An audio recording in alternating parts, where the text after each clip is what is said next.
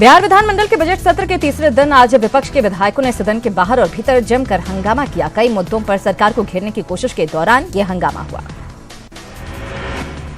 विपक्ष के आरक्षण और मुजफ्फरपुर शेल्टर होम मामलों को लेकर सरकार को घेरा। विपक्ष के हंगामे के बीच आरजेडी ने सदन से वॉकआउट कर दिया। सदन में वाम दलों ने बढ़ते अपराध को रोकने में सरकार पर विफलता का आरोप लगाया। साथ ही सरकार पर आरक्षण विरोधी होने का भी आरोप लगाया। सीएम नीतीश कुमार ने 2021 में होने वाली जनगणना को जातीय आधार पर कराने की मांग की है। सदन के बजट सत्र के तीसरे दिन राज्यपाल के अभिभाषण पर चर्चा करते हुए मुख्यमंत्री ने कहा कि इस मुद्दे पर सत्ता और विपक्ष एक साथ है। वहीं सीएम ने यूनिवर्सिटी में नियुक्ति में 13 पॉइंट रोस्टर का भी विरोध किया। नीतीश ने बिहार में अपराध के घटते आंकड़ों का हवाला दिया जो 2018 के नेशनल क्राइम रिकॉर्ड ब्यूरो ने जारी किया है। बिहार विधानसभा में आज सुरक्षा को लेकर बड़ी चूक देखने को मिली। दरअसल विधानसभा परिसर में तेजप्रताप यादव के निजी सुरक्षाकर्मी यानी बाउंसर्स बिना किसी अनुमति के प्रवेश कर गए। तेजप्रताप यादव सदन की कार्यवाही में हिस्सा लेने के लिए पहुंचे थे। इस दौरान उनके साथ सरकारी और निजी दोनों सुरक्षाकर्मी मौजूद थे। इस मामले में तेजप्रताप ने सफाई देते हुए सवाल पूछा। उन्होंने कहा कि क्या मंत्री जी और आप लोग हमें सुरक्षा देंगे? अगर सुरक्षा देंगे तो हम अपने साथ बाउंसर्स नहीं लाएंगे। बिना अनुमति और पास के सिक्योरिटी गार्ड्स की एंट्री मामले की जांच करने खुद डीजीपी गुप्तेश्वर पांडे विधानसभा पहुंचे और एसएसपी गरिमा मलिक से पूरे मामले की जानकारी ली। डीजीपी के आदेश पर सुरक्षा में तैनात पुलिसकर्मियों को बदल दिया गया है। न्यूज 18 से एक्सक्लूसिव बातचीत के दौरान डीजीपी ने कहा कि वो मामले की जांच कर रहे हैं और जांच के बाद दोषी पुलिसकर्मियों के विरुद्ध कार्रवाई की जाएगी। विधानसभा सुरक्षा चूक मामले को लेकर कांग्रेस नेता प्रेमचंद्र मिश्रा ने कहा कि ये जिला प्रशासन और सचिवालय प्रशासन की लापरवाही है। आखिर जिला प्रशासन क्या कर रहा था? उन्होंने कहा कि इसके लिए आरजेडी को दोषी कहना गलत है। बजट सत्र के दौरान बिहार विधानसभा में आरजेडी खेमे में तब तनाव देखने को मिला जब सदन में सत्ता पक्ष को घेरने के दौरान आरजेडी विधायक आपस में ही उलझ पड़े। आरजेडी के चीफ व्हिप ललित यादव सदन में रहकर विरोध करना चाह रहे थे जबकि अब्दुल बारी सिद्दीकी सदन का वॉकआउट कर गए। इसके बाद आरजेडी विधायक भी सदन से वॉकआउट कर गए। इसके बाद विजय प्रकाश ने ललित यादव को वॉकआउट करने के लिए कहा तो दोनों के बीच तू मैं शुरू हो गई जिसे लेकर ललित यादव नाराज हो गए और न्यूज 18 के जरिए अपनी नाराजगी जाहिर की। महागठबंधन में सीट को लेकर घमासान शुरू हो गया है। कांग्रेस ने आरजेडी की बराबर सीट पर दावा ठोका है। कांग्रेस विधायक अजीत शर्मा के बाद विधायक रामदेव राय ने भी बयान दिया है। रामदेव की माने तो कांग्रेस बड़ी पार्टी है, 20 तो क्या सभी 40 सीटों पर पार्टी चुनाव लड़ सकती है। फैसला आलाकमान को करना है।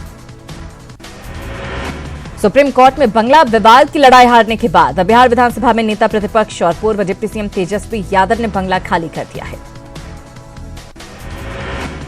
तेजस्वी यादव के बंगले के आगे नेम प्लेट को हटा दिया गया है। साथ ही तेजस्वी के आवास के पास से सभी बैनर और पोस्टर्स भी हटा दिए गए।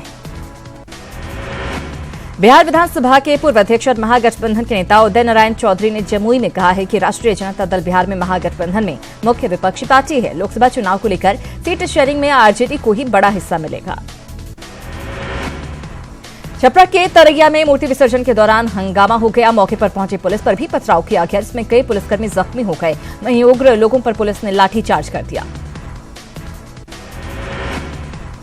जमुई जिले के खैरा थाना इलाके के सिंगारपुर गांव में दो पूजा समिति के लोगों के बीच भिड़ंत के बाद गांव में बड़ी संख्या में पुलिस बल कैंप कर रही है। विसर्जन के दौरान दो पूजा समिति के लोगों के बीच मारपीट और पथराव हुआ था। बाढ़ के लदमा और बेलछी में मोकामा विधायक अनंत सिंह ने सभा को संबोधित करते हुए मंत्री ललन सिंह पर हमला बोला है। मंत्री ने कहा था कि 2 महीने में एनटीपीसी से भूत भगा देंगे। जवाब देते अनंत सिंह ने कहा कि 2 महीने का इंतजार नहीं करें, 2 महीने के बाद मंत्री बाढ़ नहीं आएंगे। पटना में बिहार टीटी सेट के पास अभ्यर्थी संघ ने नियुक्ति की मांग को लेकर विधानसभा का घेराव किया। अभ्यर्थी को गर्दनीबाग पुल के सामने पुलिस ने रोकने की कोशिश की लेकिन अभ्यर्थी नहीं रोके जिसे लेकर पुलिस और अभ्यर्थियों के बीच झड़प हो गई। बिहार राज्य महिला आयोग में आज 2 महिलाएं आपस में भिड़ गए। दोनों के बीच जमकर तू मैं हुई। दरअसल यूपी के रहने वाले अधिकारी ने अपर्णा त्रिपाठी नाम की महिला से शादी की थी, लेकिन अपर्णा का आरोप है कि बगैर तलाक लिए उनके पति ने श्वेता मिश्रा नाम की दूसरी महिला से शादी रचा ली। श्वेता अभी बिहार राज्य बाल संरक्षण आयोग में सचिव के पद पर तैनात है।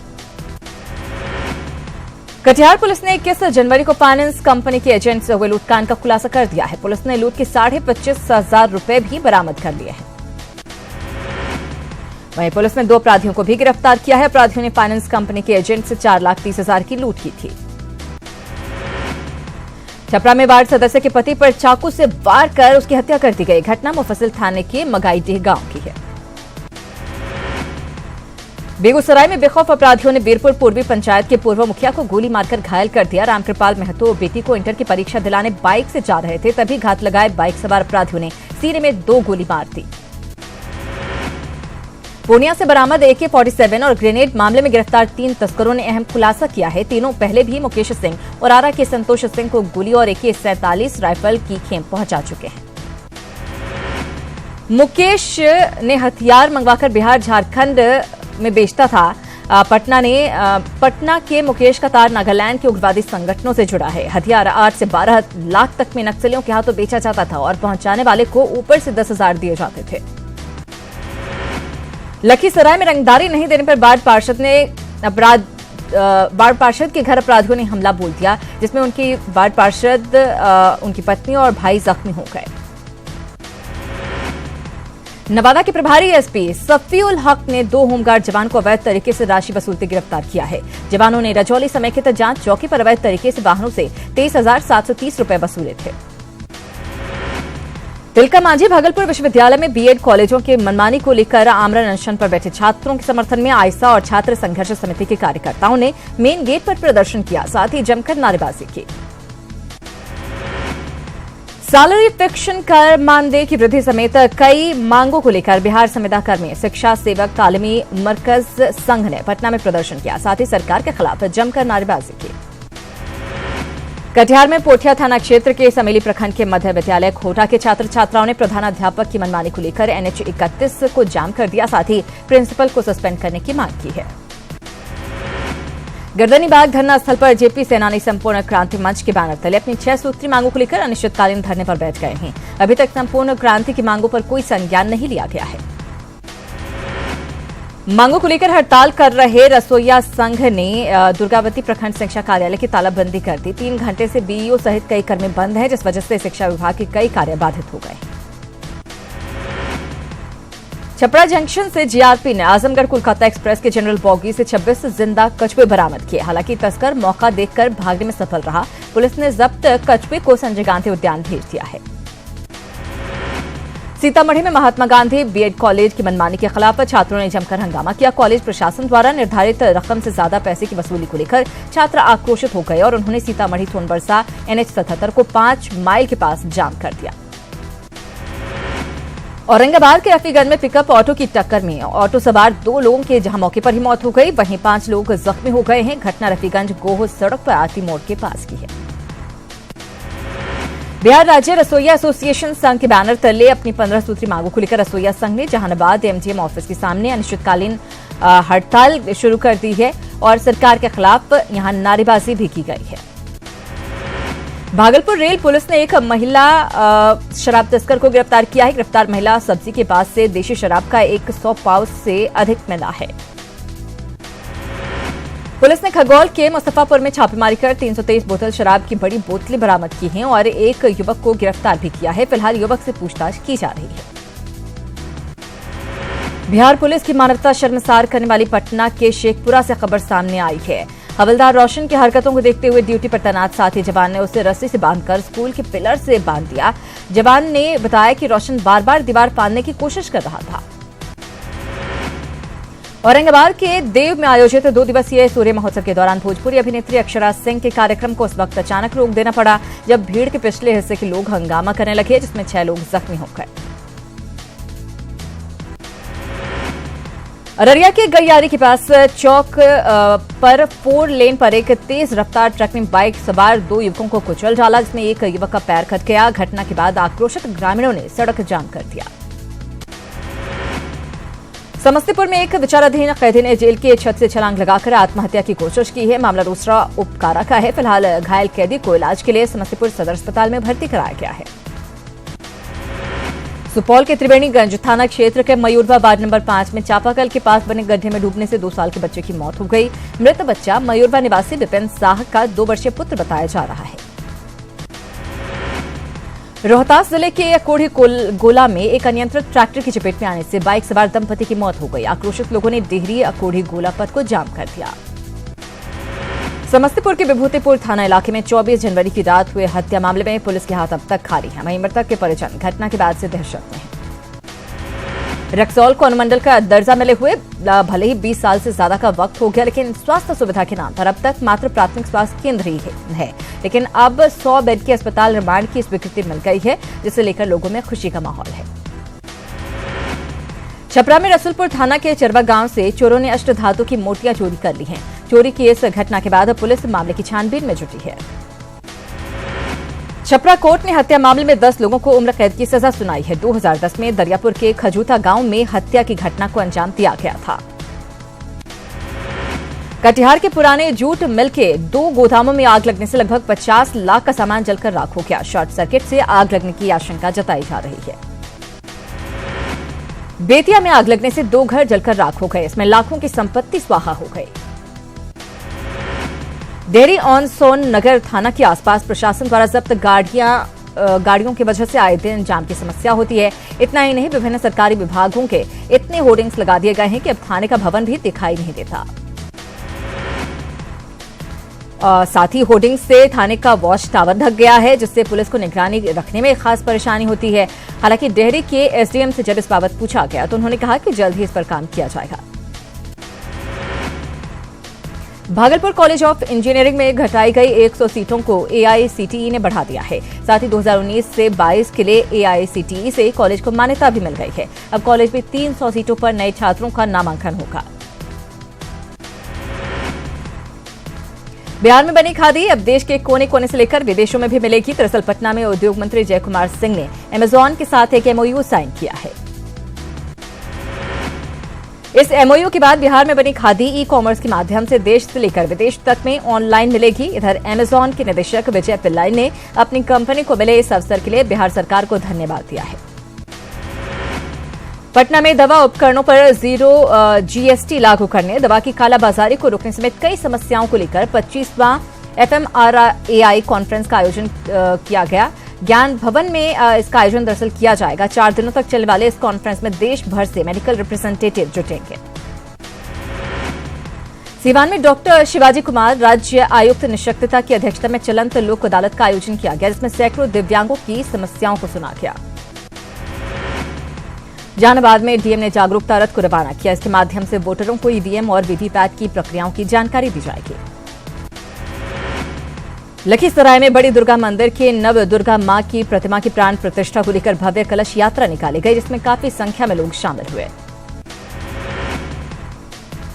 जहानाबाद के काकू मोड़ स्थित मां दुर्गा मंदिर के 18वें वर्षगांठ के मौके पर भव्य कलश यात्रा निकाली गई। इस कलश यात्रा में काफी जोश और खरोश के साथ सैकड़ों महिलाओं ने हिस्सा लिया। सीएम रघुवर ने कहा है कि तेली समाज को आदिवासी का दर्जा दिलाने की कोशिश करेंगे। गुमला में तेली समाज के सालाना जतरा कार्यक्रम में सीएम ने कहा कि ट्राइबल रिसर्च इंस्टीट्यूट की रिपोर्ट आने के बाद कैबिनेट में प्रस्ताव लाया जाएगा और केंद्र सरकार को प्रस्ताव भेजा जाएगा। अल्बर्ट एक्का स्टेडियम में आयोजित तेली जतरा में 27 गरीब बेटियों का सामूहिक विवाह भी हुआ। जमशेदपुर में बस्तियों को उजाड़ने के मामले में सीएम रघुवर दास ने बड़ा ऐलान किया है। सीएम ने कहा कि मेरे सीएम रहते कोई भी बस्ती नहीं उजड़ेगी। सीएम रघुवर दास मेरा परिवार भाजपा परिवार कार्यक्रम का शुभारंभ करने छायानगर, निर्मल नगर और दूसरी बस्तियों में निकले थे। सीएम रघुवर दास ने कहा कि विपक्षी दल बस्तियों के तोड़े जाने का भ्रम फैला रहे हैं, जो गलत है। उन्होंने कहा कि उनके सीएम रहने तक किसी हस्ती को बस्ती उजाड़ने की अनुमति नहीं होगी। मेरा परिवार भाजपा परिवार के तहत सीएम ने कार्यकर्ताओं के घरों में झंडे और स्टिकर लगाए। गिरिडीह में कांग्रेस के प्रदेश अध्यक्ष अजय कुमार ने जेवीएम सुप्रीमो बाबूलाल मरांडी को मनाने की कोशिश की है। इसे लेकर अजय कुमार ने आज बाबूलाल मरांडी से उनके आवास पर मुलाकात की। जेवीएम महासचिव प्रदीप यादव को रांची कोर्ट से बड़ी राहत मिली है। विधानसभा घेराव मामले में कोर्ट ने प्रदीप यादव को अग्रिम बेल दे दी है। कोर्ट ने उन्हें 10,000 के 2 निजी मुचलके पर जमानत दी। तेलंगाना पुलिस ने माओवादी सेंट्रल कमेटी के सदस्य सुधाकरण को आज मीडिया के सामने पेश किया। सुधाकरण ने अपनी पत्नी नीलिमा के साथ तेलंगाना पुलिस के सामने सरेंडर किया था। झारखंड में सुधाकरण पर 1 करोड़ का इनाम था, जबकि उसकी पत्नी नीलिमा पर झारखंड पुलिस ने 25 लाख रुपए का इनाम घोषित कर रखा था। सुधाकरण तेलंगाना के आदिलाबाद का रहने वाला है और बूढ़ा पहाड़ इलाके में वो काफी सक्रिय था। सुधाकरण पर 1 करोड़ का इनाम था। झारखंड सरकार ने पीएफआई नामक संगठन को एक बार फिर प्रतिबंधित कर दिया है। पुलिस मुख्यालय के प्रस्ताव के आधार पर गृह विभाग ने इस संबंध में अधिसूचना जारी की है। अधिसूचना में पीएफआई यानी पॉपुलर फ्रंट ऑफ इंडिया नामक संगठन के आईएसआई से प्रभावित होने की बात कही गई है। साथ ही इसमें भयादोहन, सांप्रदायिक उन्माद, सामाजिक विभाजन, भारत विरोधी और पाकिस्तान के समर्थन में नारे लगाने की बात कही है। एलएपी एक्सप्रेस में सफर कर रही महिला ने हटिया स्टेशन पर एक बच्चे को जन्म दिया, लेकिन रेलवे के डॉक्टरों ने बच्चे का वक्त पर इलाज नहीं किया, जिससे रांची स्टेशन पहुंचते ही नवजात की मौत हो गई। रामगढ़ के कोठार में एक विधवा की जमीन पर दबंगों ने कब्जा कर लिया है। महिला ने अपनी पुश्तैनी जमीन वापस दिलाने के लिए अधिकारियों से गुहार लगाई है। बोकारो में नाबालिग लड़की का अपहरण कर दुष्कर्म करने वाले दोनों आरोपियों को पुलिस ने गिरफ्तार कर लिया है। आरोपियों ने घटना में अपनी संलिप्तता स्वीकार की है।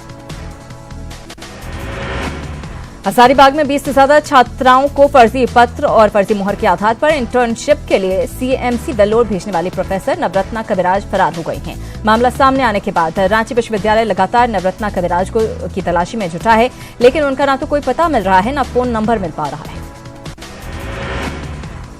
जानकारी के मुताबिक वो रांची के रातू में रहती थी, लेकिन फिलहाल वहां भी कोई अता पता नहीं है। रत्ना कविराज ने जून 2017 में मारवाड़ी कॉलेज के सीएनटी विभाग में गेस्ट फैकल्टी के रूप में ज्वाइन किया था, लेकिन 5 माह बाद ही उन्होंने वहां पर पढ़ाना छोड़ दिया था।